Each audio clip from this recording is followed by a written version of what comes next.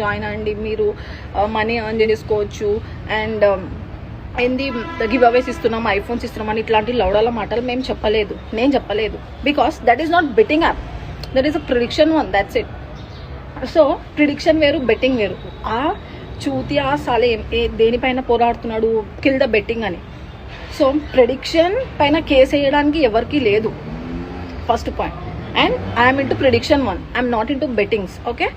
And I'm really sorry that నేను ఐపీఎల్కి bettings చేసిన కాబట్టి I remove all those kind of videos, okay.